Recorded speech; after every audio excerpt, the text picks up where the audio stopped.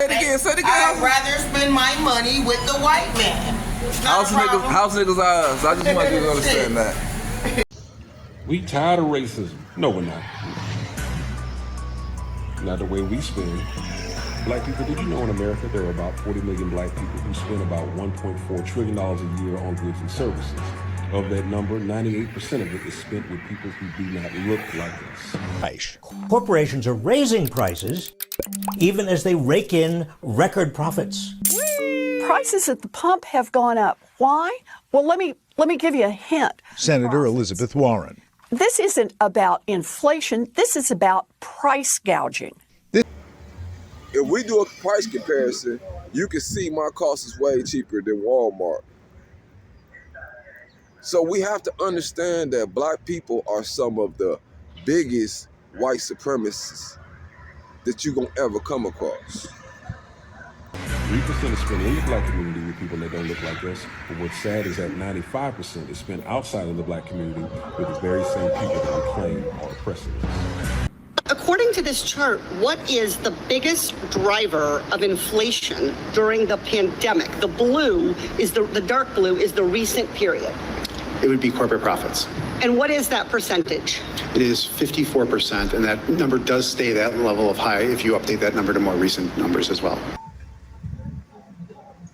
Come on, my black people, we need to wake up. Black people are some of the biggest white supremacists.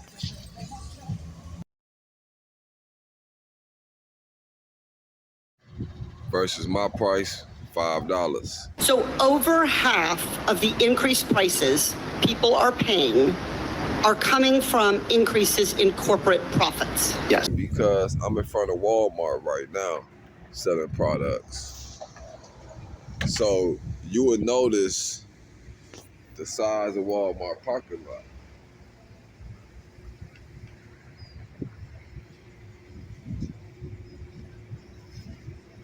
Notice the race of people in Walmart parking lot, black people. So black people ride past me selling products cheaper than Walmart, higher quality than Walmart, but will prefer to support their oppressor rather than support one of their own. CEO of Kroger recently said, a little bit of inflation is always good in our business. Lindsay Owens runs a progressive economic think tank that scours the earnings calls corporations hold for stock analysts and investors, like this one from Constellation Brands, which sells beer, wine, and spirits. We're going to look at this on a market-by-market basis, brand-by-brand basis, and we'll take as much pricing as we think the consumer can absorb. Dishwashing liquid, gallons, $10. That's how much they charge at Walmart. 75 ounces. I sell 128 ounces for $10. They sell you 75 ounces for $8.94.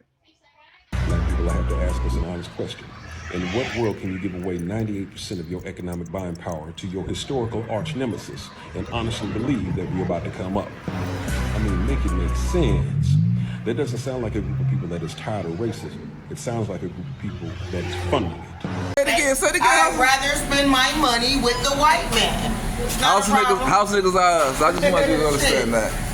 It is this mentality that allows Europeans to continuously to raise prices in our community without us having the ability to protest it, because we have closed out creating alternatives to the Fortune 500 companies that monopolize the retail market within our community. It is us who is leaving us subjected to these people's malicious, malice ways. The unit price index is reflected in corporate profits as opposed to other costs. And how does that compare to historically to other periods of inflation or over other periods of economic time? As reflected there and in other analysis, it is significantly higher in this recovery, 11.5%. And what is it today? 53%. So I want to make sure everyone in America understands this chart. What is a unit labor cost? The cost in wages and associated work costs. So we could just wages. What is a non-labor input cost? A variety of things, including maintenance and investments. Okay, so I have to buy the stuff to make the widget. I have to have a factory. I have to keep the lights on. I have to hire someone to make the widget. That's this stuff. And this is what I add on top. Black people will complain about inflation, cost rising, but a steady support the people who are price gouging you. Favorite examples is Tyson Foods. Purveyor of 1 out of every 5 pounds of beef, chicken, and pork sold in the U.S. Here's Tyson's chief financial officer on their latest quarterly results. Our pricing actions led to approximately $2.1 billion in sales and price mix benefit during the quarter, which offset the higher cost of goods sold of $1.6 billion. In other words, says Owens, our pricing is taking into account the cost of raw materials and the cost of labor, but more than offsetting it. And that more than offsetting it is that additional profit that they're able to bring in. And the lack of understanding of basic economics means that with more competition, you get better price comparisons.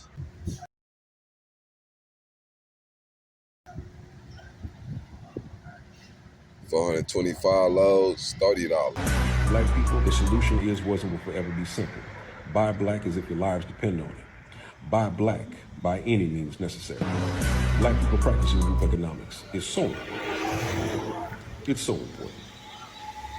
Say it again, say it again. I'd rather spend my money with the white man. House niggas eyes. I just want you to understand that. But in a competitive market economy, won't newcomers emerge, offering lower prices? That's a lot less likely these days, say Rabowen and Reich. 75% of all American industries have become more concentrated in the last 2 decades. Most are now dominated by a handful of corporations that coordinate prices and production. This is true of banks, broadband, pharmaceutical companies, airlines, meat packers. You got 4 basic meat packing facilities, and you pay a hell of a lot more because there's only 4. Now, it's not literally just 4, but 4 do dominate the market. And it's not just meat. See what's happening with ocean carriers. During the pandemic, about half a dozen foreign-owned companies raised prices by as much as 1,000% and made record profits. The tradition. However, when a black man is in your community offering those same products not stolen at a cheaper price than Fortune 500 companies, they have trained you so well to leave yourself dependent on people who have shown you they will continually driven up the profit rather than give yourself an alternative by supporting the competition and circulating wealth in your community. Greed is good. Yes, that Gordon Gekko. Greed works. What we're seeing in this moment is really when that profit maximization and opportunity collides. And the opportunity is the cover of inflation. Aha. The opportunity caused by the pandemic. Say it again, say it again. I'd rather spend my money with the white man. House niggas eyes. I just want you to understand that. How you doing? My name is Antonio. My page is Unapologetically Black ADOS on YouTube. I ask that you like and subscribe to the page and share this video. We must understand, black people, that sometimes we are our own worst enemy. And these type of thinking processes are what contribute to us remaining in our current plight. Our unwillingness to support one another is harmful to us as a people, and is how we is passing down our condition from generation to generation. This woman should be ashamed of herself, but she's so caught up in her ignorance that she was willing to repeat it for me while I pulled out my phone and recorded it. Our inputs. But in reality, companies aren't being forced to raise prices because of inflation. They're raising prices because they can. And why can they now, with so little resistance, I asked Rabowen. Say it again, say it again. I'd rather spend my money with the white man. House niggas eyes. I just want you to understand that.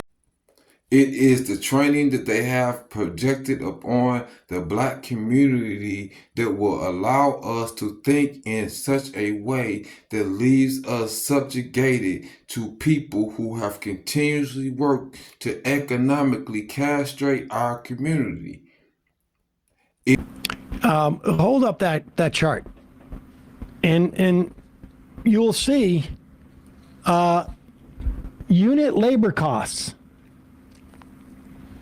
incredibly low relative to where there has been on average, relatively speaking, in terms of what is contributing to the prices. Corporate profits, the biggest element of this. And for her to think that way, being a fast food worker for a Fortune 500 company that is not trickling down those earnings to its employees, is another example of how shameful and ignorant her comments are. Because we are continuously fighting for a minimum of $15 minimum wage for fast food workers. It is sad how people will work against their own self-interest due to training that has been embedded in them to self-hate their own people.